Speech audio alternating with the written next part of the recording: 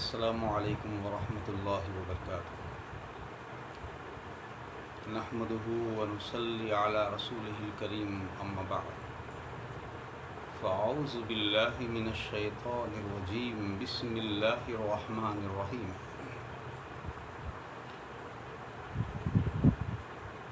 یا ایہا الذین آمنوا کتب علیکم الصیام کما کتب علی الذین من قبلکم لعلکم تتقون۔ آمنت باللہ صدق اللہ المولانا العظیم وصدق رسولہ النبی الامین الکریم ونحن علی ذلک لمن الشاہدین والشاکرین والحمد للہ رب العالمین۔ اللہم صلی وسلم علی سیدنا و مولانا محمد وعلی آل سیدنا و مولانا محمد کما تحب و ترضی بان تصلی علیہ صلاۃ و سلام علیک یا رسول اللہ صلی اللہ تعالی علیہ وسلم۔ محترم ناظرین و سامعین،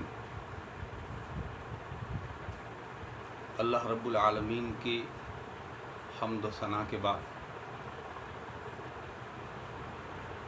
فضل ربانی و توفیق الہی سے آج کی اس مقدس شب میں جو ماہ مبارک رمضان کریم کے دوسرے عشرے کی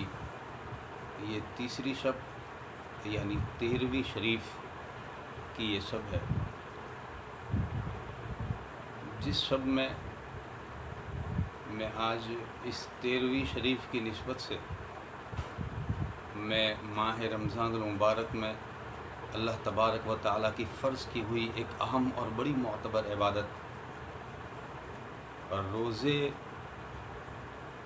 کے آداب کے تعلق سے اس 13ویں شب کی مناسبت سے روزے کے 13 آداب میں آپ کے سامنے انشاءاللہ عرض کرنے کی سعادت حاصل کروں گا۔ بڑی خوشی کی بات ہے کہ آج امن چینل کے ذریعے میں فقیر اشرفی غلام حسین اشرفی آپ کے سامنے ماہ رمضان المبارک میں اس 13ویں شب میں روزے کے 13 آداب میں آپ تک پہنچانے کی کوشش کر رہا ہوں۔ اللہ تعالی مجھے بھی اور آپ سب کو اس پر عمل کی سعادت اور توفیق نصیب فرمائے۔ ویسے رمضان کریم بڑی برکتوں والا اور بڑی رحمتوں والا مہینہ ہے، اور اس ماہ مبارک میں حتی الامکان مومنین یہ کوشش کرتے ہیں کہ جہاں تک ہو سکے ماہ رمضان المبارک کا احترام کیا جائے، اور روزے جیسی اہم عبادت جو اللہ تبارک و تعالیٰ نے ہم مومنوں پر اپنے فضل اور اپنے کرم سے فرض فرمائی، اور اس عبادت کے لیے اللہ نے ہم جیسے گنہگاروں خطا کاروں کا انتخاب فرمایا اور ہمیں چنا، یہ بڑی خوشی اور بڑی سعادت اور بہت ہی مسرت کی بات ہے کہ اللہ تعالیٰ نے ہم جیسے گنہگاروں کو اس کے لیے پسند فرمایا کہ ہم اس کی رضا کی خاطر پورا سال جس طرح ہم کھانا کھاتے ہیں اس کے دیے ہوئے رزق سے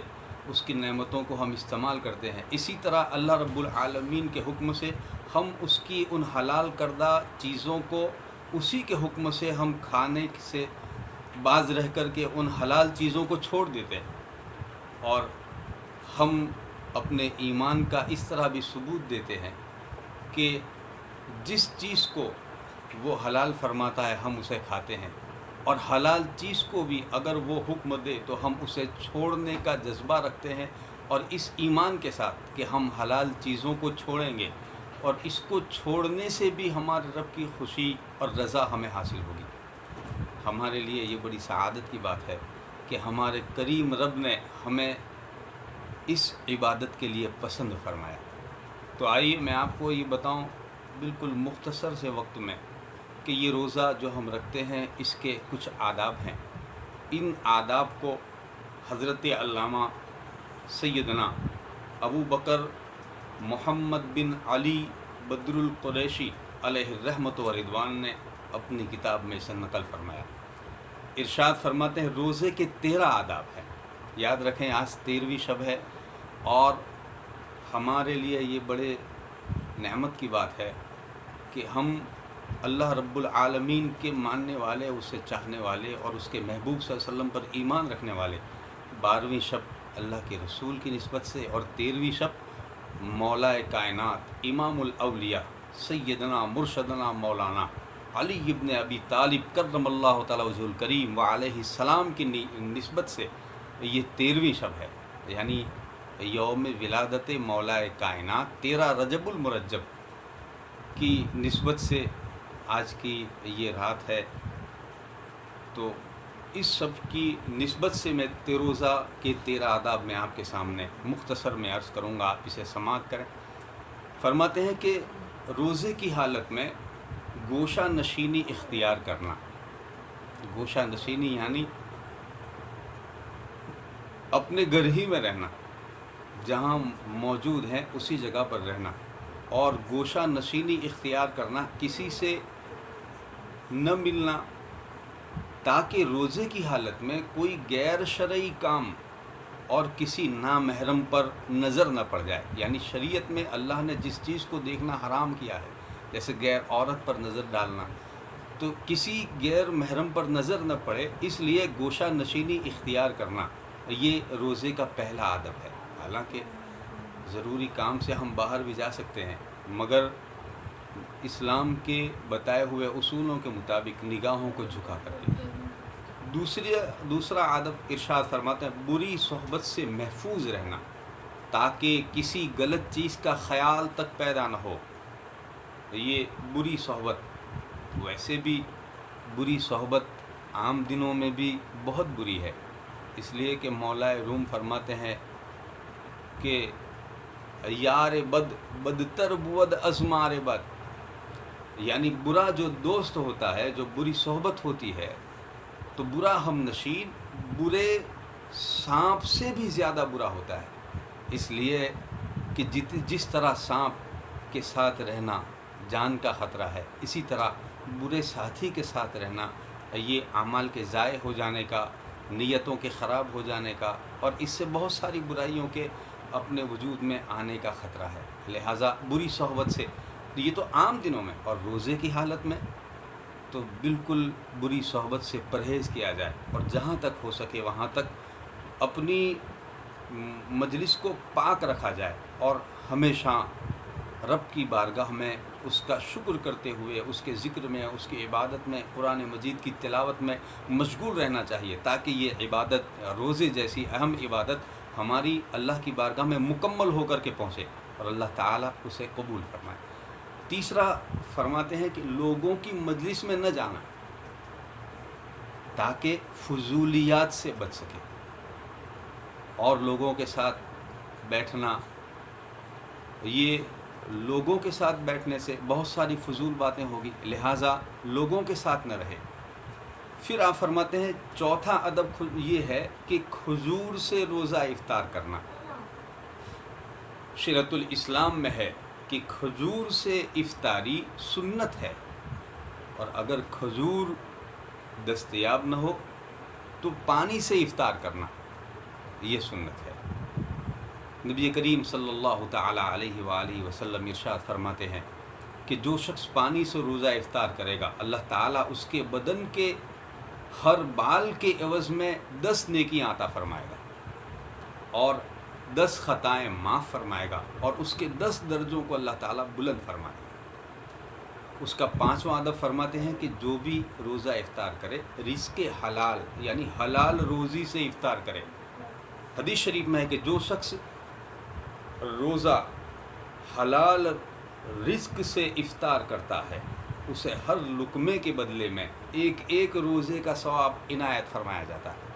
ہاں، اگر افطاری کی چیز میں شک ہو تو قرض لے کر صحیح اور پاکیزہ چیز خرید کر کے بھی روزہ افطار کرے۔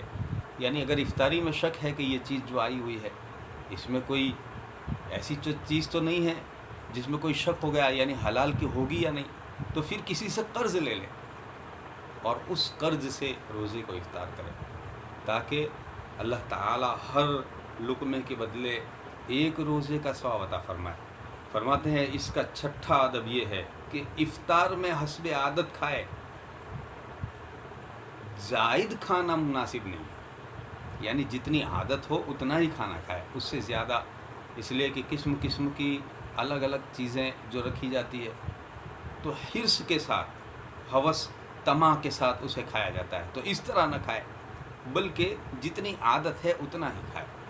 اور اس سے زیادہ کھانا مناسب نہیں۔ ساتواں ادب یہ ہے کہ اکیلا افطار نہ کرے، بلکہ اپنے اہل و عیال یعنی اپنے بال بچوں کے ساتھ، اپنے گھر والوں کے ساتھ مل کر کے روزہ افطار کرے۔ حدیث شریف میں آتا ہے اذا صمتم فافطروا مع اہلکم و اولادکم فإن مع افطر مع اولادہ فلہ بکل لقمۃ ثواب عتق رقبۃ۔ جب تم روزہ رکھو تو اپنے گھر اور اپنے اہل و عیال کے ساتھ، یعنی اپنی اولاد اور اپنے گھر والوں کے ساتھ افطار کرو، اس لیے کہ جو اپنے اہل و عیال کے ساتھ افطاری کرتا ہے اسے ہر لقمے کے بدلے ایک غلام آزاد کرنے کا ثواب عطا کیا جاتا ہے۔ پھر اس کا 8واں ادب ارشاد فرماتے ہیں نماز عشاء اور نماز تراویح کی ادائیگی کے بعد کھانا کھانا، اور افطاری کے وقت سیر ہو کر نہ کھانا چاہیے، یعنی کھانا عشاء کے بعد اور تراویح کے بعد کھائیے، اور افطاری کے وقت صرف روزہ افطار کرنے تک ہی منحصر رہیے، یعنی اس سے زائد نہ کھائیے۔ اس کی وجہ ارشاد فرماتے ہیں کہ کہیں افطار کے وقت آپ سیر ہو کے پیٹ بھر کر کے آپ نے کھانا کھا لیا تو کہیں عشاء اور تراویح کی نماز میں سستی نہ ہو جائے، اور اس وجہ سے کہیں نیند کا غلبہ کا احتمال ہے، اس لیے نیند کا غلبہ نہ ہو جائے، طبیعت میں سستی اور کاہلی واقع ہو جاتی ہے اس کو پیٹ بھر کر کے افطاری میں کھانا کھا لینے سے، لہٰذا نماز کے بعد، تراویح کے بعد میں آپ کھانا کھائیے۔ 9واں ادب فرماتے ہیں روزے دار جتنی مقدار میں کھانا کھاتا ہے اسے اتنی ہی مقدار میں صدقہ بھی کر دینا چاہیے، تاکہ روزے اور صدقے کا ثواب ایک ہی وقت میں اللہ تعالیٰ اسے عطا فرما دے۔ 10واں ادب یہ ہے کہ سحری کے وقت کھانا ضرور کھانا چاہیے۔ حدیث شریف میں آتا ہے تسحروا فإن لکم بکل لقمۃ منہا ثواب عبادت 60 سنہ۔ سحری کھایا کرو، کیونکہ سحری کا کھانا کھانے میں ہر لقمے کے بدلے میں 60 سال کی عبادتوں کا ثواب رب ذوالجلال عطا فرماتا ہے۔ یہ بہت ہی اہم ہے۔ سحری یقیناً ثواب کی نیت سے، سنت رسول کی نیت سے سحری کھانا چاہیے، اور حتی الامکان جتنا ممکن ہو، جتنا آدمی کو جتنی بھوک ہو اتنا ہی سحری بھی کھانا چاہیے، مگر ہر لقمے کے بدلے میں اللہ تعالیٰ 60 سال کی عبادت کا ثواب عطا فرماتا ہے۔ 11واں ادب یہ ہے کہ افطاری میں جلدی کرے اور سحری میں قدر دیر کرنی مناسب ہے۔ حدیث شریف میں ہے کہ 3 چیزیں رسولوں کی سنت ہے، 3 چیزیں ایسی ہے جو پیغمبروں کی سنت ہے۔ پہلا، روزہ جلد افطار کرنا، روزہ جلد افطار کرنا۔ دوسرا، سحری دیر سے کھانا، اور تیسرا، نماز میں بوقت قیام داہنا ہاتھ بائیں ہاتھ پر رکھنا۔ 12واں ادب فرماتے ہیں بوقت افطار یہ دعا پڑھنا، یا واسع المغفرہ اغفر لی ذنبی العظیم فإنہ لا یغفر الذنوب الا رب العرش العظیم۔ ارشاد فرماتے ہیں کہ جب افطار کرو تو یہ دعا مانگے، اے وسیع مغفرت فرمانے والے، میرے بڑے بڑے گناہوں کو بخش دے۔ کیوں؟ فإنہ لا یغفر الذنوب الا رب العرش العظیم، اس لیے کہ میرے ان گناہوں کو عرش عظیم کے رب کے سوا کوئی بخشنے والا نہیں۔ جب اس طرح سے ہم دعا مانگیں گے تو یقیناً اللہ تعالی ہماری دعاؤں کو قبول فرمائے گا۔ اور حضور سید عالم صلی اللہ علیہ وسلم بھی فرماتے ہیں کہ افطاری کے وقت یہ دعا بھی پڑھ سکتے ہیں، لا الہ الا اللہ الحی القیوم القائم علی کل نفس بما کسبت۔ اللہ تعالیٰ کے سوا کوئی عبادت کے لائق نہیں، وہ ہمیشہ سے زندہ و پائندہ اور قائم رہنے والی ذات ہے، اور ہر ایک کو اس کے اعمال کا بدلہ عطا فرمانے والا ہے۔ پھر 13واں ادب اس کا ارشاد فرماتے ہیں کہ روزہ کھولنے کی دعا، اللہم انی لک صمت و بک آمنت و علیک توکلت و علی رزقک افطرت فتقبل منی، یعنی اے اللہ میں نے تیرے ہی لیے روزہ رکھا اور تجھ پر ایمان لایا، اور تیری ہی ذات پر میں نے بھروسہ کیا، اور تیرے ہی دیے ہوئے رزق سے میں نے افطار کیا، تو اے اللہ اپنے فضل سے اس روزے کو قبول فرما لے۔ نبی کریم صلی اللہ علیہ وسلم نے ارشاد فرمایا کہ اس دعا کے پڑھنے والے کے لیے اللہ تعالی ستاروں کی تعداد کے برابر نیکیاں اسے عطا فرماتا ہے، اور اتنی ہی برائیاں اس سے مٹا دیتا ہے، اور اتنے ہی درجے اللہ تعالی بلند فرماتا ہے۔ ہم امید رکھیں گے کہ انشاءاللہ تعالی اللہ تعالی ہمیں بھی ان باتوں پر عمل کی سعادت نصیب فرمائے، اور آپ سامعین و ناظرین کو بھی اللہ تعالی ان باتوں پر عمل کی سعادت و توفیق نصیب فرمائے۔ وآخر دعوانا ان الحمدللہ رب العالمین۔ اسلامک مسئلے اور مسائل جاننے کے لیے امن چینل کو سبسکرائب کریں اور بیل آئیکن دبائیں تاکہ ہمارے ویڈیو سب سے پہلے آپ تک پہنچ سکیں۔